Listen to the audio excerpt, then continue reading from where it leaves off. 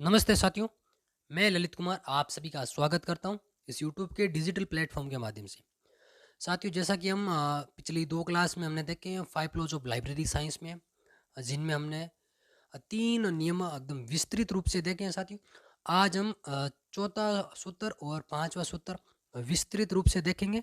ठीक है ना साथियों? जो कल की हमारी क्लास रहने वाली है, उसमें सारे के सारे इनसे रिलेटेड, इनसे जो संबंधित सारे जो क्वेश्चन बनते हैं, वो क्वेश्चन मॉक के तौर पर हम देखेंगे। तो कल की क्लास आप देखना ना भूलें, है ना? ठीक है साथियों, कल की क्लास आप ज़रूर ज़रूर देखें, है ना? स्टार्ट करते हैं आज की क्लास को साथियों। आज हमारा 4 नंबर का जो सूत्र है या फिर नियम है, 3 हमने देखे हैं पिछली 2 क्लासों में। आज की क्लास में हम चौथा नियम और 5वां नियम देखेंगे ना, विस्तृत रूप से देखेंगे। ठीक है साथियों, स्टार्ट करते हैं। चौथा नियम कहते हैं save the time of reader, मतलब कि पाठक का समय बचना चाहिए, है ना? पुस्तकालय पुस्तकालय विज्ञान का चौथा सूत्र भी दूसरे सूत्र के तरह है। ठीक है ना? मतलब कि चौथा जो सूत्र है अपना, है ना, जो 4 नंबर का जो सूत्र है वो भी दूसरे सूत्र के समान है ना? उपयोगकर्ताओं की ओर अ, से दृष्टिकोण करता है। ठीक है ना? मतलब कि जो अपना चौथा सूत्र है वो दूसरे सूत्र की ओर इंगित करता है। मतलब कि दूसरा सूत्र अपना था प्रत्येक पाठक को उसकी पुस्तक मिले, है ना? चौथा वही है, उसी पाठक की समय बचनी चाहिए।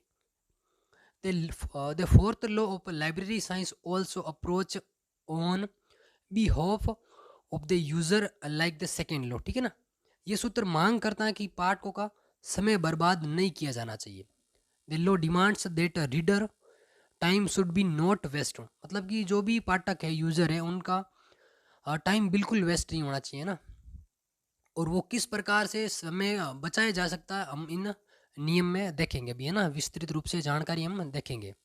ठीक है ना साथियों? आप लास्ट तक बने रहे इस क्लास में। ठीक है? देखो, 4 तरीके हैं, इस प्रकार से हम देख सकते हैं या फिर पाठक का समय बचा सकते हैं। ठीक है ना? पहला है अपना गाइड्स, मतलब गाइडेंस दे करके मार्गदर्शिका, है ना? दूसरा है क्लासिफिकेशन एंड कैटलॉगिंग, है ना? और तीसरा है चार्जिंग सिस्टम। और 4 नंबर का है डॉक्यूमेंटेशन सर्विस, मतलब प्रलेखन सेवाएं। वर्गीकरण और सूचीकरण से तो अपना पहला है कर्तव्य, वर्गीकरण अच्छा होना चाहिए और सूचीकरण भी बिल्कुल एकदम बढ़िया होना चाहिए। इससे सीधा समय बचता है ना।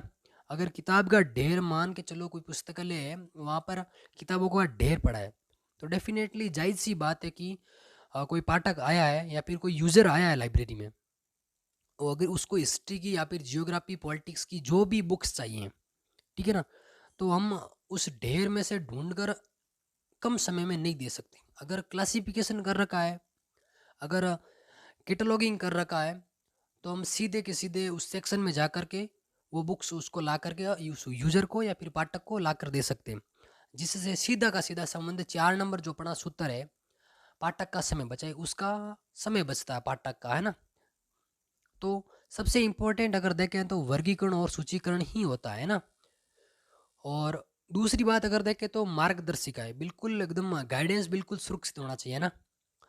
तीसरा है अपना चार्जिंग सिस्टम, जो चार्ज प्रणाली कहते हैं। और चौथा अपना है डॉक्यूमेंटेशन सर्विस, प्रलेखन सेवाएं। ठीक है, ये किस इन चीज़ों के बारे में अब हम विस्तार से देखते हैं। आप देखो, है ना, कि गाइडेंस किस प्रकार से होना चाहिए और किस प्रकार से होता है ना।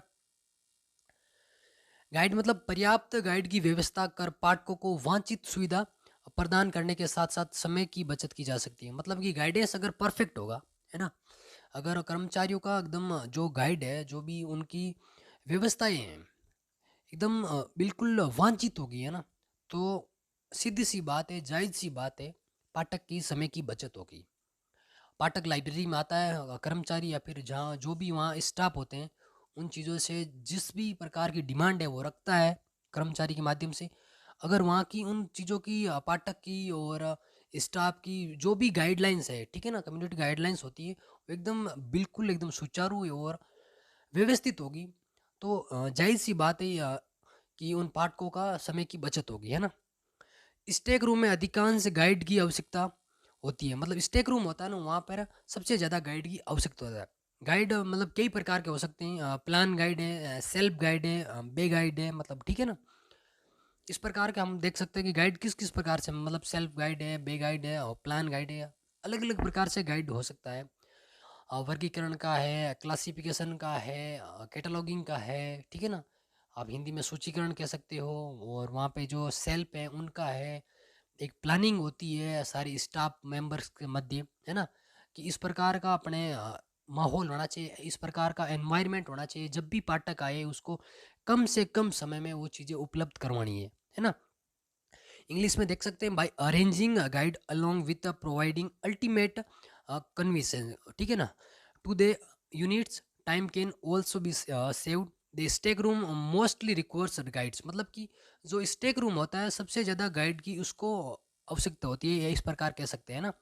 There are many types of guides, मतलब कि बहुत प्रकार के गाइड होते हैं, like plan guide, self guide या फिर बे गाइड, है ना। ठीक है साथियों। और दूसरा है क्लासिफिकेशन और कैटलॉगिंग, किस प्रकार पाठक की समय बचाता है ना। ये वर्गीकरण और कैटलॉगिंग दोनों पाठकों को अपनी पसंद की पुस्तकों को तक पहुंचने में मदद करते हैं। बिल्कुल जायज़ सी बात है, ये लाजमी है कि जब क्लासिफिकेशन और कैटलॉगिंग एकदम बढ़िया से कर रखा होगा, है ना, मतलब कि पाठक है या फिर यूज़र की जो पसंद की बुक है, ठीक है। मान के चलो मैं किसी लाइब्रेरी में जाता हूँ, ठीक है, कोई लाइब्रेरी में गया, वहाँ मेरी फेवरेट बुक, मैं मान के चलता हूँ, ज़्यादातर मैं हिस्ट्री का ही एग्जांपल देता हूँ, तो मेरी फेवरेट बुक है हिस्ट्री की, ठीक है ना। तो मैं जाता हूँ वहाँ पे, हिस्ट्री की बुक मेरे को चाहिए होगी, और मैं जो भी वहाँ कर्मचारी हैं या फिर वहाँ पे वहाँ के जो स्टाफ लोग हैं, ठीक है ना, वहाँ जो भी खड़े हैं, ठीक है ना, उनको मैं जाके वो चीज़ बोलूँगा, ठीक है, कि वो बुक्स मेरे को चाहिए, अगर कम समय में तो वो ला के दे सकते हैं, है ना। तो मतलब कि कैटलॉगिंग और वो जो वर्गीकरण होता है वो इस प्रकार एक बेहद ही इम्पोर्टेंट होता है पाठक के लिए समय बचाने में, है ना। जब भी बढ़िया एकदम कैटलॉगिंग और क्लासिफिकेशन कर रखा होगा तो सीधी सी बात है उसकी पाठक की समय की बचत होगी। सीधा जब भी कुछ पाठक कोई बुक्स मांगने आएगा तो डायरेक्ट वो चीज़ें उस सेक्शन में जा कर के वापस दी जाती है ना। इनकी मदद से पाठक अपने पसंदीदा विषय की किताबों तक तेज गति से पहुंचता है, जिससे उनकी समय की बचत होती है। बिल्कुल जायज़ सी बात है, एकदम कह सकते हैं, मैंने जो एग्जांपल दिया है हिस्ट्री की चाहिए या फिर कोई मान के चलो ड्रामोलॉजिस्ट मान लो या फिर कोई फिक्शन ले लो या फिर कुछ भी कोई सी भी बुक्स ले लो आपको, ठीक है, जो रेयर बुक्स में चली जाती है वो मिलनी आसान नहीं होती है, ठीक है ना। तो क्या होता है जब कैटलॉगिंग कर रखा होता है या फिर जो क्लासिफिकेशन कर रखा होता है तो अपने को उन कर्मचारियों को सीधा पता होता है कि उस सेक्शन में वो बुक्स रखी है, तो वो डायरेक्ट कर्मचारी वहाँ से बुक्स उठा करके पाठक को दे देता है। तो उस मध्य अंतराल जो भी है, वार्तालाप या जो भी कम्युनिकेशन होता है वो एकदम कम समय में हो जाता है, ठीक है ना। इसीलिए कैटलॉगिंग और क्लासिफिकेशन प्राथमिकता है समय बचाने में, है ना। इंग्लिश में देख सकते हैं both these classification and cataloguing helps reader, मतलब कि सीधा कह सकते हैं जो पाठक होता है उसको जो एक्सेस करने में है वो क्लासिफिकेशन और कैटलॉगिंग बिल्कुल एकदम अ, दोनों हेल्पफुल होते हैं ना, to access the books and their choice, मतलब उनके पसंदीदा बुक्स और चॉइस है उनको एक्सेस करने में, है ना।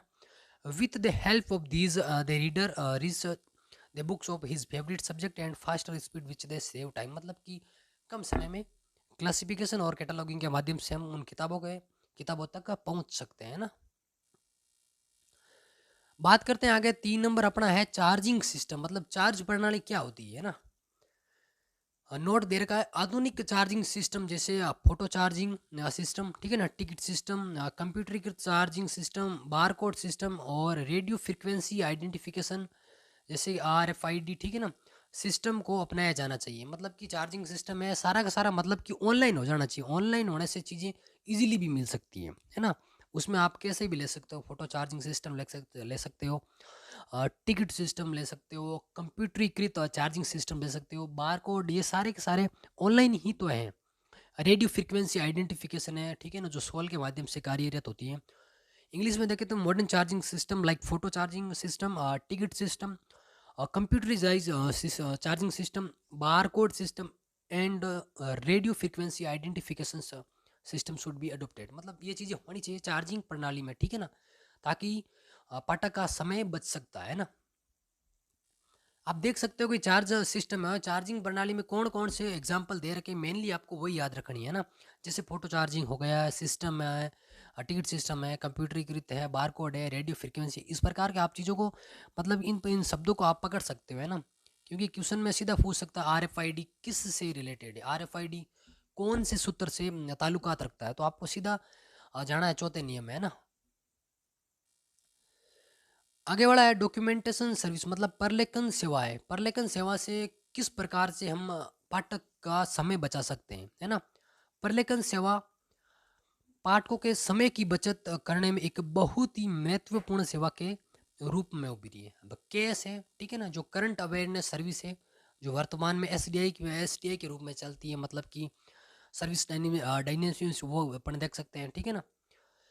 ऐसी सेवाएं हैं जहां पाठक को पूरी पुस्तक देखने की आवश्यकता नहीं होती, लेकिन उनकी पसंद की सामग्री या विषय इस सेवा में अपने आप मिल सकती है, ठीक है ना साथियों।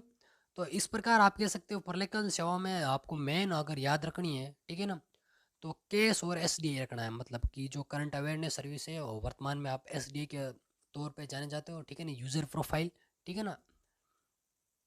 इंग्लिश में देखें तो documentation service has emerged as a very important service in saving the time of readers. CAS and SDI are such service where the reader doesn't need to see the entire book, but content or topic his choice is automatically found by service, ठीक है ना। इसके माध्यम से automatically ढूंढ सकते हैं ना, फाउंड हो सकता है उनकी पसंद की सामग्री या फिर पसंद का सब्जेक्ट है जो भी पाठक है, तो इन चीज़ों के माध्यम से भी हम पाठक का समय को बचा सकते हैं, ठीक है ना साथियों। तो आप इस प्रकार से सीधा याद रख सकते हो केस और एसडीआई इन प्रकार की जो सेवाएं हैं वो किस नियम से ताल्लुकात रखती है, तो आप बिल्कुल बता सकते हो कि 4 नंबर नियम है जो अपना पाठक का समय बचाता है, उसी नियम में ये केस और एसडीआई सेवाएं आती हैं, ठीक है ना दोस्तों। चलते हैं आगे। इंपॉर्टेंट फैक्ट में क्या लिखा है, पुस्तकालय विज्ञान का चौथा नियम, ठीक है ना, चौथा नियम उपयोगकर्ता के समय की बचत की अवधारणा पर जोर देता है। बिल्कुल हमने ये चीज़ हमने पढ़ा है, उस प्रकार से हम जान सकते हैं कि जो चौथा नियम है पाठक के समय पर जोर देता है, बिल्कुल जायज़ सी बात है। Fourth law of library science emphasis the user time saving concept, मतलब कि जो समय का बचत की है उस कॉन्सेप्ट पर ज़्यादा फोर्स करता है या फिर जोर देता है। दूसरा पठन सामग्री का उचित संगठन और कुशल चार्जिंग प्रणाली पुस्तकालय विज्ञान के चौथे नियम का निहितार्थ है, मतलब हमने पढ़ा है चार्जिंग प्रणाली, है ना, वो बिल्कुल चौथे नियम के निहितार्थ है ना। 5 नंबर का जो नियम है अपना, है ना, 5वां नंबर का नियम है library is a growing organism, है ना। पुस्तकालय एक विकासशील संस्था है। डेवलपमेंट किस प्रकार से जो विकासशील संस्था है पुस्तकालय एक, 3 प्रकार से हम देख सकते हैं। डेवलपमेंट ऑफ लाइब्रेरी मतलब पुस्तकालय का विकास, दूसरा है रीडिंग ऑफ बुक्स मतलब पुस्तकों की छंटाई, या फिर सेल्फ या फिर एम्प्लॉय मतलब जो कर्मचारी है स्टाफ है, इस प्रकार कह सकते हैं, ठीक है ना। अब इन एक एक चीज़ को हम विस्तार से पढ़ते हैं और विस्तृत रूप से पढ़ते हैं, है ना।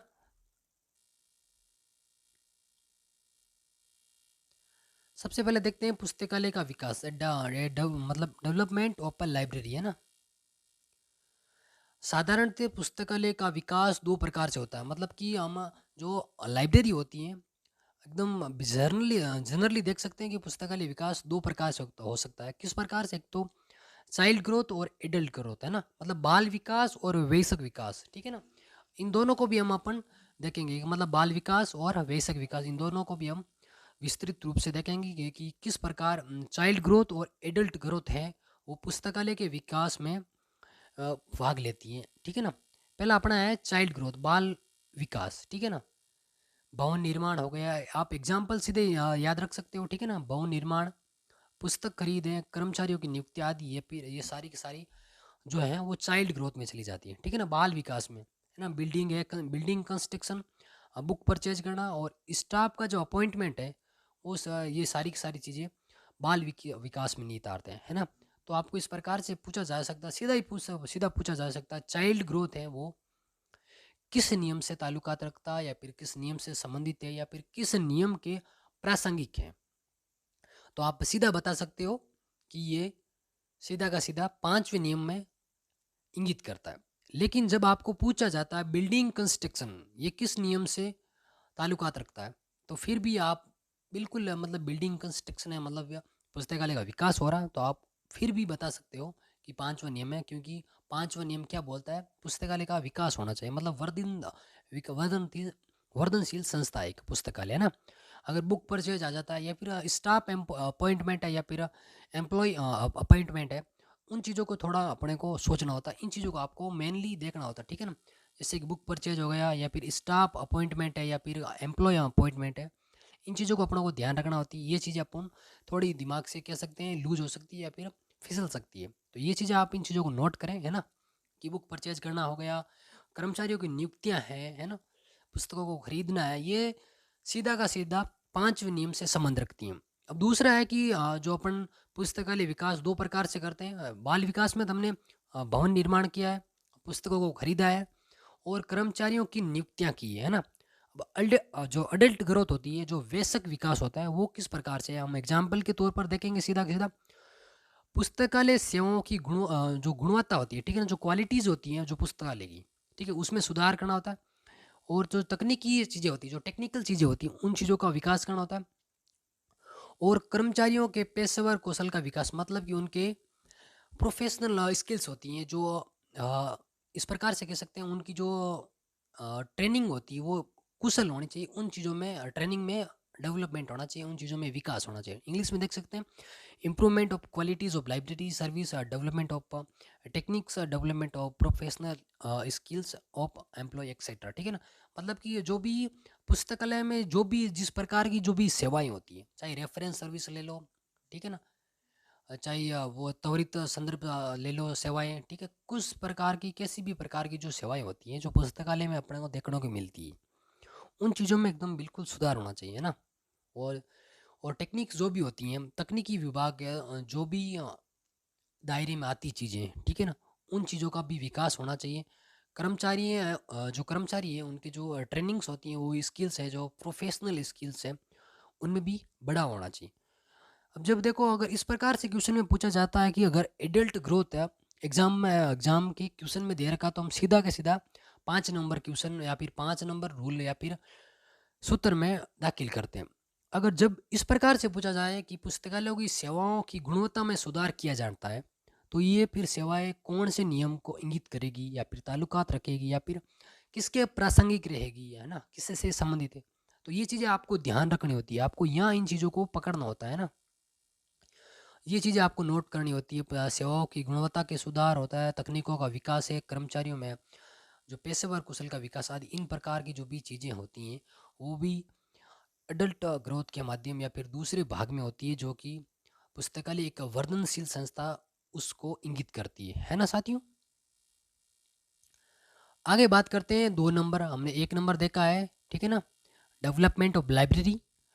दूसरा हम देखते हैं रीडिंग ऑफ बुक्स, मतलब पुस्तकों की छंटाई किस प्रकार से एक पुस्तकालय वर्धनशील संस्था के माध्यम या फिर अंतर्गत आती है ना। नोट दे रखा है, समय के साथ पुस्तकालय एक वयस्क व्यक्ति की तरह विकसित होता है ना। मतलब कि जब जब टाइम निकलता है या फिर समय निकलता है, ठीक है ना, एक वयस्क व्यक्ति की तरह विकसित होता है पुस्तकालय भी, है ना। छंटाई का मतलब बिना किसी कारण या बिल्कुल भी पुस्तकों को हटाना नहीं होता है। मतलब कि छंटाई का मतलब यहाँ है, मतलब बुक्स ऑफ रीडिंग ये है कि पुस्तकों को बिल्कुल ही हटाना नहीं होता, वहाँ से निकालना नहीं होता। इस प्रकार ऐसा नहीं कि बुक्स हमने छंटाई की, जो पुरानी है बुक्स उनको हटा देते, नहीं, इस प्रकार से नहीं होता।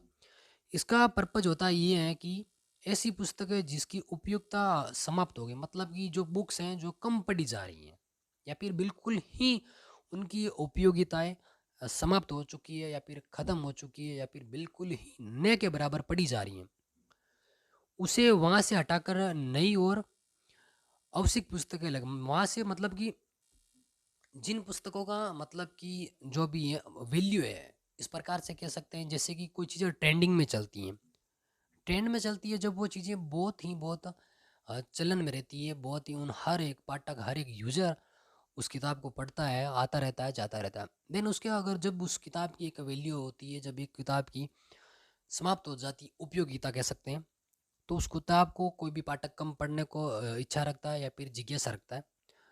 उस मध्य अंतराल अपने को क्या करना होता है, उस किताब की जो जगह होती है, प्लेसमेंट होती है, वो चेंज करनी होती है। वहाँ नई बुक्स रखनी होती है जो ट्रेंडिंग में चलती आ रही हैं, है ना। और उस बुक्स को हटा करके ऐसी पुस्तक अनावश्यक स्थल स्थान लेती है। हटाई गई पुस्तक को एक अलग संग्रह में रखा गया, जिसका उपयोग ज़रूरत पड़ने पर किया जाता है। मतलब कि एक अलग सेक्शन होता है, कलेक्शन होता है, एक अलग कलेक्शन संग्रहण या आप कह सकते हो, या अलग सेक्शन होता है। उस सेक्शन में जो भी पुस्तक हम छंटाई करते हैं वहाँ पे रखते हैं, और नई पुस्तकें हम ऐड करते हैं। इस प्रकार कह सकते हैं पुस्तकों की छंटाई भी पुस्तकालय का विकास होता है। मतलब कि नई पुस्तकें आएंगी तो मतलब डेफिनेटली जायज़ सी बात है कि उस पुस्तकालय का विकास होगा, है ना। इंग्लिश में देख सकते हैं, over time the library develops like that of an adult person. Storing doesn't mean the removal of books without a reason or at all. Its purpose is that such a book whose usefulness has expired should be removed from there and put a new and necessary book। मतलब कि जो भी नई books हैं और necessary हैं उनको रखते हैं ना, because such a book take takes up necessary space. The remove book is kept in separate collection. मतलब उनका एक सेपरेट जो भी कलेक्शन होता है या फिर सेपरेट उनका एक सेक्शन बना रखा होता है, वहाँ पे जो भी बुक्स जिनकी उपयोगिताएं समाप्त हो चुकी हैं वहाँ पे उस चीज़ों को हम रखते हैं। Which can be used when needed. जब भी अपने को उन चीज़ों की आवश्यकता होती है, उन किताबों की नीड होती है, तो वो किताबें वापस काम में ली जा सकती है ना साथियों।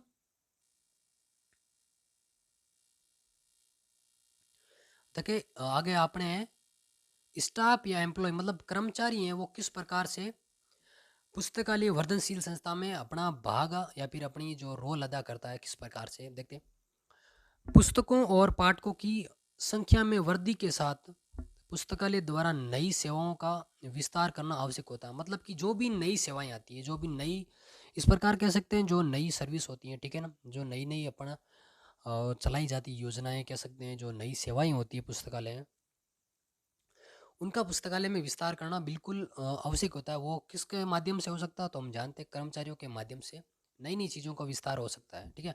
पाठकों की बदलती रुचि और आवश्यकता के अनुसार विभिन्न प्रकार की सेवाएं जैसे रेफरेंस सर्विस हो गई है, आदि शुरू करनी होती है।